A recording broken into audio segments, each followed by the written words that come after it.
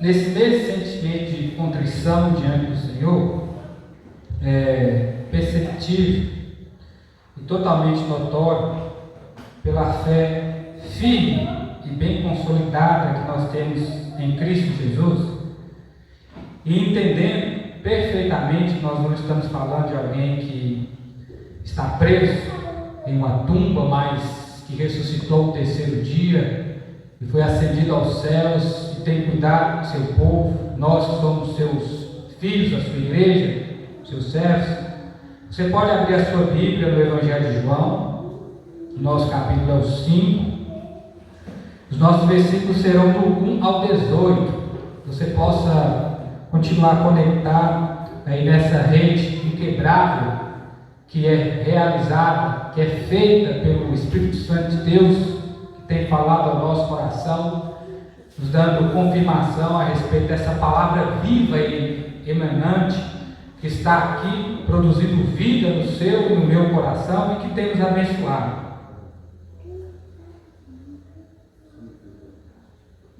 Para que possamos, dentro da totalidade, usufruirmos de tudo aquilo que Deus preparou para nós nesta noite. Eu sei que Deus tem falado com você o tempo inteiro. Ele não está limitado, preso a um tempo. A sua palavra mesmo diz que Ele não é um Deus que é contido em tempos feitos por mãos humanas, mas pelo contrário é um Deus que se manifesta e habita em meio ao seu povo. Hoje eu e você somos o tabernáculo do Senhor, a sua tenda, e Ele tem manifestado a sua glória, Ele tem revelado o seu poder dentro do nosso coração. Mas esse momento especial que nós temos vindo aqui neste lugar chamado Casa de Oração, nós, a Igreja do Senhor, temos vindo aqui porque sabemos que esses momentos que Deus tem separado para nós aqui também de forma especial, através do seu Filho, Ele tem nos abençoado, Ele tem falado conosco, Ele tem nos direcionado, Ele tem feito o que Ele quer, e isso tem sido uma prova sem igual do seu amor, que tanto nos constrange, que tanto realmente nos mostra o quanto o Senhor nos quer bem. Então que nessa noite, talvez você que entrou aqui dentro do seguinte pensamento: não, eu vou até a igreja e eu vou seguir a igreja. Não, eu convido você, como igreja, parte desse corpo, a ir até Jesus. Essa é a sua oportunidade de ir até o Senhor, porque nós, a sua igreja, estamos com Ele. Então que você possa ir até Jesus, porque nós, o corpo de Cristo, somos a sua igreja, a quem o Senhor tem cuidado nesse tempo. Você possa passar por esse caminho aberto, você possa também aproveitar a oportunidade, e que você mesmo, de maneira pessoal, possa estar diante daquele que está falando ao nosso coração até aqui. Se Jesus quer, preste bem atenção, vai acontecer. Por quê? Não importa quanto tempo tem o seu problema, não importa se esse tempo já foi estendido, prolongado, como uma borracha que está a ponto de estourar, porque Jesus está aqui. Não importa quantos anos essa dificuldade tem te causado dor, independente de qual ela é, você de repente sabe, você já identificou o que tem te machucado, quem sabe fisicamente, quem sabe psicologicamente. Não importa quantos anos possa ter, isso não traz limitações alguma para Jesus, porque Ele está aqui, e Ele está aqui por sua causa. Ele está aqui por você, assim como as Escrituras nos garantem.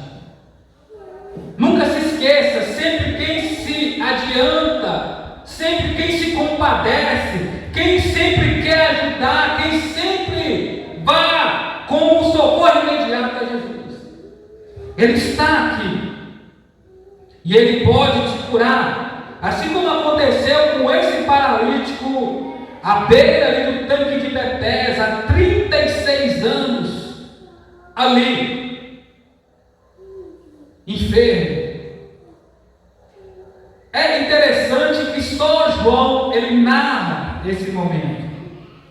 Mas esse foi o terceiro milagre de Jesus, e quero ressaltar mais uma vez que você possa redobrar a sua atenção, porque ele vai ter um motivo para poder curar esse homem. Jesus, ele de forma bem intencional, ele vai até o rapaz. Esse tanque chamado tanque de Betesda, ou tanque das ovelhas, ou lugar de misericórdia, ele era um sobrado ali no templo de Salomão, desde a época de Neemias, onde que acontecia sacrifícios, onde que as ovelhas eram sacrificadas, simbolizando aquilo que o Cordeiro de Deus, agora já presente em nosso meio, tiraria o pecado do mundo. O Deus encarnado. Este local estava ali todo tipo de pessoa doente e enferma. As pessoas, elas estavam ali em busca de uma cura. E de certa forma era um lugar até constrangedor. Dificilmente, improvavelmente, quase impossível, algum desses religiosos iria ali. Os fariseus, os saduceus, primeiro por causa de toda a logística cultural e tudo aquilo que a lei representava nesse ponto. Havia pessoas enfermas, pessoas doentes. E, entre aspas, eles deveriam se manter puros. Você já chegou em um lugar onde que, o ambiente ali, aquele ambiente de guerrilha, onde que as pessoas estão doentes, com gangrena, outras estão com pneumonia, efeitos ali colateral de uma guerra, de um país que está passando por extrema necessidade. E aí não é um ambiente pesado, não é um ambiente que dificilmente alguém importante vai estar lá. Mas isso é um fato assim surpreendente que Jesus ele vai. Por quê? Jesus, ele sabe o seu estado. Isso é condição. E ele pode te levantar. Ele pode te ajudar. Ele pode fazer alguma coisa ao seu respeito. E do versículo 1 ao 8, o texto nos apresenta o seguinte: passando certo tempo, houve uma festa dos judeus e Jesus subiu para Jerusalém. Em Jerusalém, perto da porta das ovelhas, há um tanque chamado Betesda, na língua dos hebreus, o qual tem 5 pórticos. Neles ficaram deitados uma grande multidão de doentes, cegos, mancos, paralíticos, esperando o movimento das águas. Pois um anjo do Senhor descia de tempos em tempos ao tanque e agitava as águas. Então, primeiro que ele entrasse, depois do movimento das águas, sarava de qualquer doença ou qualquer enfermidade. Estava ali um homem enfermo que havia 38 anos. Vendo-o deitado, sabendo que havia assim há muito tempo, Jesus lhe perguntou: quer ser curado? O enfermo lhe respondeu: Senhor, não há ninguém que me ponha no tanque quando a água é agitada. Por isso, quando eu vou, outro desce na minha frente. Jesus lhe disse: levanta-te, pega a tua maca e anda. Então, irmãos, fato comprovado e verdadeiro, contra isso não há argumento. Jesus era judeu. Então, sim, Jesus era participante das festas que aconteciam em Jerusalém. Você vai ver que até no período da sua morte vai acontecer tudo isso no período da Páscoa. E aqui nós vemos que Jesus, ele foi até este lugar e estava acontecendo alguma dessas festas. Poderia ser, como eu citei, a festa da Páscoa, poderia ser a festa dos tabernáculos ou a festa de Pentecostes, entre outras. Essas três eram as mais importantes. Mas preste bem atenção, o que nós temos aqui é um problema que deve ser resolvido. Por quê? Nós estamos diante de uma crendice popular, um conto, uma fábula, e tudo isso geralmente é falso. É falso. Porque não resolve os problemas das pessoas. É um mito, é um conto. Você percebe que aqui está em colchete a questão do anjo descer e movimentar as águas. Os manuscritos originais pode ser, segundo os estudiosos, que não tem essa conotação dizendo que aqui alguém era sarado quando esse anjo descia de tempos em tempos. Outros acreditam que acontecia até um fenômeno ali naquelas águas ali e gerava algum tipo de cura e tal. Preste bem atenção nesses exemplos para que eles possam ficar bem claros a respeito do que o texto ele quer nos apresentar. Deus ele não cura o primeiro, nem o último. Continue com a sua atenção aqui, porque para Deus não é uma questão de corrida. Tem ali pessoas doentes, enfermas, carecendo de ajuda, estão padecendo, e é como se fosse uma competição. E aí Deus dissesse: ó, sai na frente, foi dada a largada, o tempo chegou, e aí você vai, se você conseguir, a cura é sua. Deus ele não vai curar o último, não. Deus ele cura quantas pessoas ele quiser. Se assim ele bem entender, se o tempo chegou, se ele tinha um propósito dentro daquilo, Deus ele cura. E assim, João ele deixou bem claro, e isso para nós é de extrema importância, porque ele apresentou aqui os argumentos sobre o momento ocorrido e o que estava acontecendo com o inferno. Por quê? O que nós devemos ter é fé em Jesus. O que nós devemos crer é no Deus Criador de todas as coisas. Quando Deus ele opera, quando Deus ele age, a pergunta é: quem pode impedir? Algum evento vai impedir o poder de Deus porque ele curou um? Foi estabelecido alguma coisa dizendo que ele não pode curar o segundo, que ele não pode curar o terceiro? Havia uma grande multidão, mais de 1000 pessoas que estavam ali há anos, inclusive esse moço. Mas o paralítico, preste bem atenção, ele não respondeu com um sim dentro da indagação de Jesus, a afirmação. Jesus, ele aqui não disse assim: ó, eu vou te levar no tanque, dessa vez você vai ser o primeiro, eu posso te ajudar. Não, Jesus ele foi bem claro e enfático, ele é direto. Como aqui eu disse, repito, ele é intencional. Diante de todos que estavam ali, diante dessa numerosa multidão, de todos os tipos de enfermos, Jesus ele foi até aquela pessoa. Ele estava ali naquela festa, ele foi até aquele local para ir até esse homem.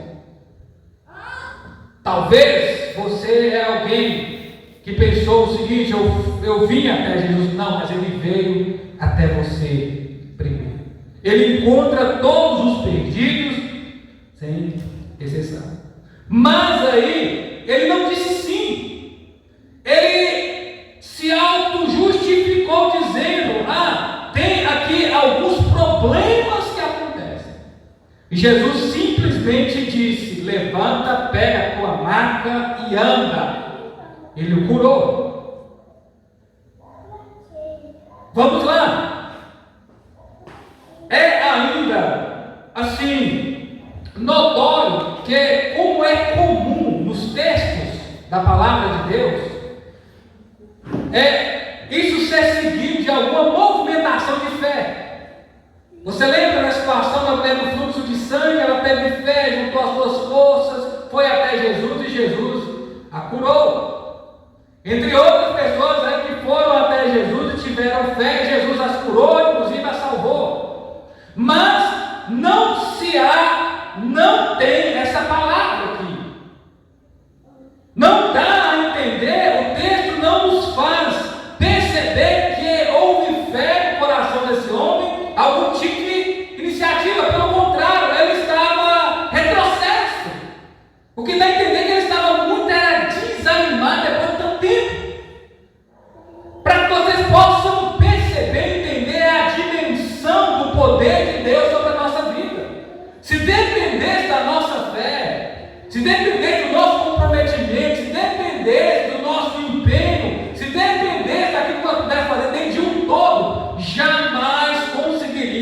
sair do local onde nós encontramos. A maior parcela de Deus, isso é provado aqui, mostrando que Jesus que tomou a iniciativa, Jesus que foi até ele. E te digo mais, porque essas pessoas aqui, no tanque de Betesda, todos esses enfermos, paralíticos, doentes, isso é um reflexo nosso. Isso é o quadro da humanidade. Somos assim, o pecado nos adoeceu, o pecado nos paralisou, o pecado nos deixou imóveis, doentes fisicamente, mas muito mais espiritualmente. E se Deus não tomasse a iniciativa, jamais conseguiríamos levantar do lugar. E Jesus mostra que Ele é capaz de restaurar qualquer pessoa. Jesus tomou a iniciativa. Jesus foi até você primeiro. O paralítico e todos esses doentes aqui representam quem nós somos. E Jesus mostra o que Deus pode fazer. O amor de Deus não conhece limites. Ele é imerecido. Ele vem ao nosso favor, ele se manifesta para nos ajudar. E as colocações que ele tem aqui então, veja, ele disse, quando ele fala, não há quem me leve, ele está dizendo, eu estou sozinho, sou paralítico e ninguém me ajuda. Sinônimo de solidão. Ele ainda fala mais a respeito do que está havendo. Ele continua a falar e apresentar mais problemas. Quando eu penso em ir, alguém vai na minha frente. Disputa, pensamento só em si. Aquelas pessoas que pensam só em si, aquelas pessoas que buscam só aquilo que elas querem, que elas imaginam. Ganância, entre outras coisas. Eu não penso no próximo. A situação da humanidade caída. Mas só Jesus pode restaurar a nossa condição diante de Deus e mudar a nossa vida diante de qualquer problema, porque a palavra falou que Jesus o viu. Jesus sabia quem ele era. Jesus sabe quem você é. Jesus, ele te enxerga aqui no meio. Se houvesse aqui uma grande multidão, ele te viria, ele sabe quem você é, ele entende, ele conhece o seu problema, inclusive ele pode te ajudar. Se Jesus mandou, vai acontecer. Pastor, é uma enfermidade. Já passei pelos médicos, profissionais de saúde tentam me ajudar. Se Jesus mandou, vai acontecer. Pastor, eu me sinto sozinho. Se alguém pudesse me ajudar, se alguém pudesse me carregar, Jesus te leva até os braços dele. Ele te acompanha. Você nunca mais enfrentará qualquer tipo de problema sem ele. Eu me sinto no meio de uma disputa. As pessoas, elas estão em busca do seu próprio interesse. Elas pensam só em si. Vale aquele que tem mais, vale aquele que pode mais. Não para Jesus. Jesus, para ele, vale quem você é. Ele pode mudar a sua vida. Jesus sabe o seu estado, mas você sabe quem é ele.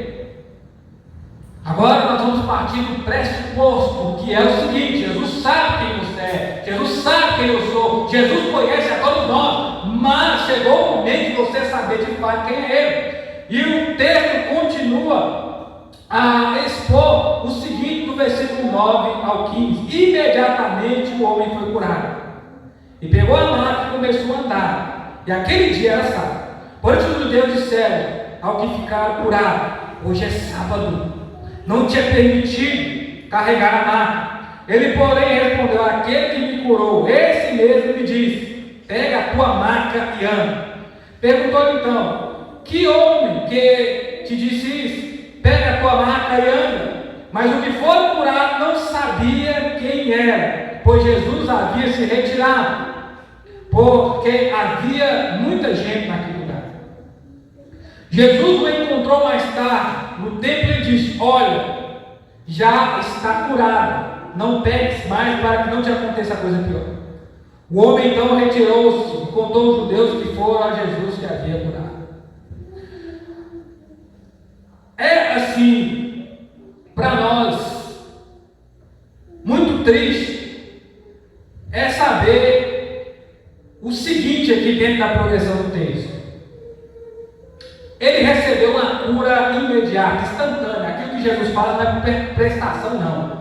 Aquilo que ele faz, aquilo que ele manda, aquilo que ele ordena, acontece. Se não tem perna, até perna nasce. Porque ele é um Deus de maravilhas e sinais. O mesmo Deus que acompanhou seu povo lá no deserto, onde essas festas aqui sinalizam tudo que Deus era capaz de fazer e fez pelo seu povo e faz até hoje por todos nós. Primeiro, Deus não nos deixa sozinhos nem no sábado. Quando falamos do termo Deus descansou, Ele completou a sua obra. Isso é sinal de completude. Quer dizer, tudo que Ele tinha que criar estava feito. Mas agora pensa, se Deus for descansar no sábado, nos abandonasse, nos deixasse sozinhos e amanhecer no dia, essas 24 horas, estaríamos perdidos. O que aconteceria conosco? Coisas piores do que essa. Mas Jesus, Ele trabalha até no sábado, porque o seu Pai trabalha, Ele deixa isso bem claro. Jesus, Ele não descansa enquanto você estiver perdido. E Ele te encontra nessa noite. E é por isso que o Evangelho te confronta. Por quê? Temos aqui a seguinte situação. Primeiro que o homem foi, pegou a sua cama, levantou, andou. E o texto não fala que ele olhou para trás e agradeceu Jesus. Muito obrigado por esta cura. Parecido até um pouco com a cura daqueles 10 leprosos. É quem volta é samaritano. O samaritano se dobra diante do Senhor e adora reconhecendo aquilo que Ele havia feito. Nós temos aqui, diante dessa condição da humanidade, que é o que eu falei para vocês, que é o que é normal acontecer na vida das pessoas, que é o que? A ingratidão. Deus manifesta o seu poder, Deus realiza o milagre, Deus restaura a vida daquela pessoa, Ele abre a porta, Ele manifesta a sua graça, o seu amor, Ele derrama de misericórdia, e simplesmente as pessoas tomam o que é seu e vão embora. Então, nós temos aqui um outro problema, que é também muito perigoso, como a ingratidão, que é o legalismo religioso. Pior do que essa sombra da crendice, das fábulas, daquilo que é conto, que não é a palavra de Deus, que caminha obscuramente, caminhando junto com aquilo que é real e verdadeiro, é a religiosidade praticatismo religioso.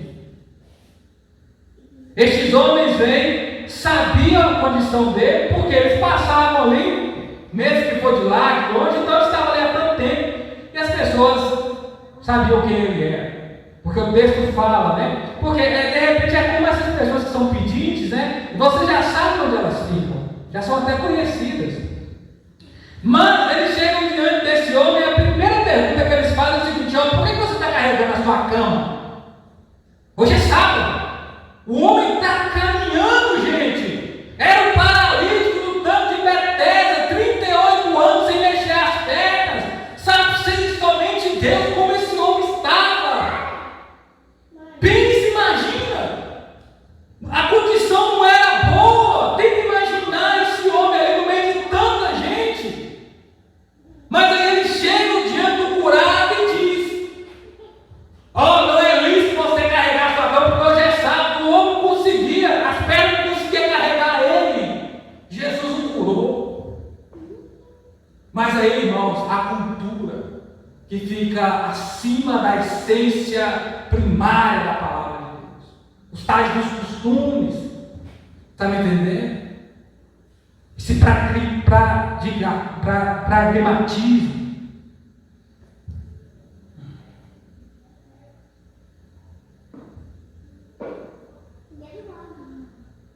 E aí, eles estavam preocupados com isso. Preocupados com o que o rapaz estava carregando, não com ele. Jesus estava preocupado com ele como ele se preocupa com vocês. Por quê? Irmãos, Deus é Deus antes do sábado.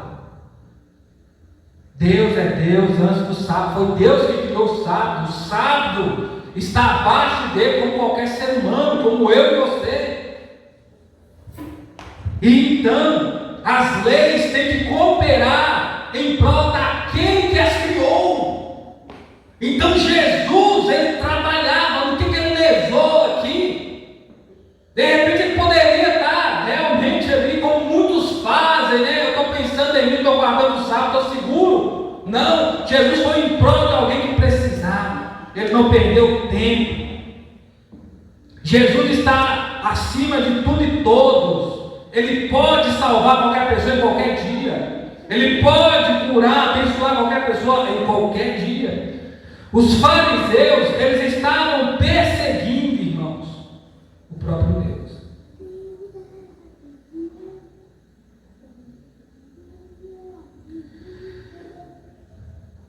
Jesus, ele pode curar qualquer pessoa.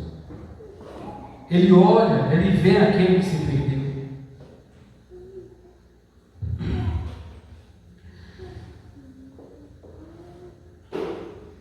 Mais importante, irmãos, para Deus são as pessoas. Por isso que ele enviou Jesus. Ele quer salvar, ele quer restaurar a nossa condição diante dele. O que Jesus ele quer também, que é outro problema aqui, que nós viemos arrepender dos nossos pecados. Preste bem atenção. Ele chegou diante do homem depois, falou quem ele era e falou: ó, não peques mais para que não te aconteça nada pior. Ele foi curado, alguns textos dizem que outros foram salvos. O que seria pior do que ser paralítico? O que seria pior do que ter uma enfermidade? O que seria pior do que, quem sabe, ser até pobre, né? Precisando de ajuda de alguém? Pior do que isso é ter as duas pernas e ir para o inferno. Pior do que isso é ter os dois olhos e padecer nas trevas e também no abismo onde o fogo nunca apaga e o bicho nunca morre. Pior do que isso é ser condenado por Deus e nunca mais ter a oportunidade de ser salvo e correr para Jesus. Há coisas piores do que enfermidade aqui nessa terra. Há coisas piores do que de repente perder o emprego aqui nessa terra. Há coisas muito piores de quem sabe padecer aqui. E é isso que Jesus está falando. Mas se você obedecer, as coisas cooperarão em seu favor. Quantas pessoas que ouviram a palavra de Deus e que de repente não cooperaram, hoje estão com uma doença aí que nunca mais tem cura. De repente aí, por causa de um acidente, estão paralíticas porque ouviram a mensagem da parte de Deus e não obedeceram. Mas ainda há coisa pior do que isso. Então, arrependa-se. O que Jesus está dizendo: vá e não peques mais. Vá, muda a sua vida. Se você está sentindo que Jesus te retirou de algum lugar, que Ele te levantou, que Ele fez você caminhar, que Ele te deu direção, que Ele te mostrou o caminho, que Ele te curou com a verdade, então vá, não peques mais. Jesus sabe do seu estado, mas você precisa saber quem é Ele.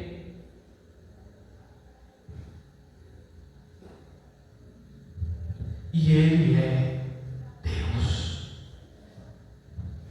Versículo do 16 ao 18. Por isso os judeus começaram a perseguir Jesus, porque ele fazia as coisas no sábado. Mas Jesus lhe respondeu: meu Pai trabalha até agora, eu trabalho também. Por isso os judeus procuravam ainda mais matá-lo, não só porque infringia o sábado, mas também porque dizia que Deus era seu Pai, na questão do unigênito, ser filho único, como também se fazia igual a Deus. Ele é Deus na mesma essência. É o Deus que se manifestou no Filho e o Filho que se manifesta no Espírito. Então eles estavam querendo matar Jesus, perseguindo a Deus, aquele que se manifestou e caminhou entre nós. Não só porque ele interferia na questão do sábado, mas porque ele dizia que era Deus.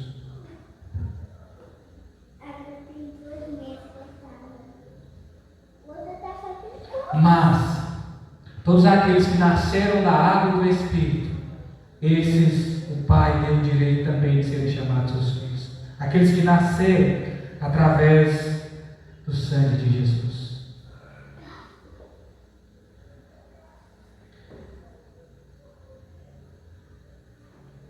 Jesus, ele foi perseguido pelos fariseus, o próprio Deus sendo perseguido por aqueles que culturalmente faziam parte do seu povo.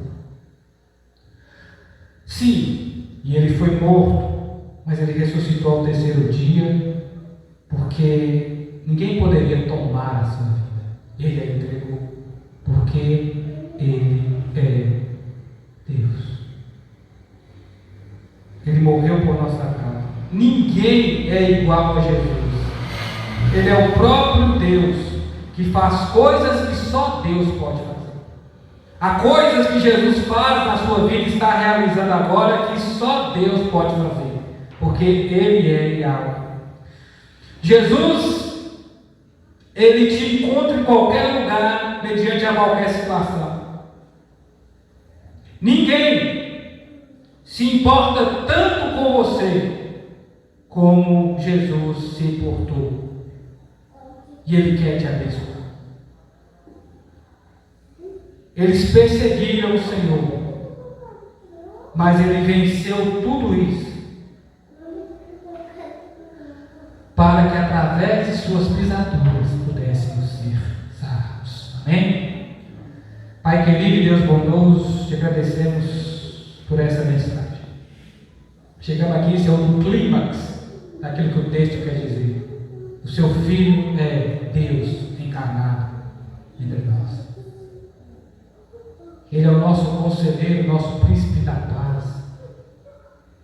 Ele é quem tem refrigerado a nossa alma e trago descanso para o nosso coração. Ele é quem alivia os nossos fardos. Ele é quem cura o seu povo. Ele é quem restaura todos aqueles que te confiam. Deus bondoso, continua nos abençoar. No nome de Jesus Cristo é que nós oramos e dizemos amém. Que a doce consolação do Santo Espírito do Seu repouse sobre a sua vida. E que possamos ter uma semana de paz. E que Ele nos leve em paz, assim como nos trouxe em segurança. Para a glória do Teu nome, é que nós oramos e no nome de Jesus mais uma vez dizemos amém. Amém?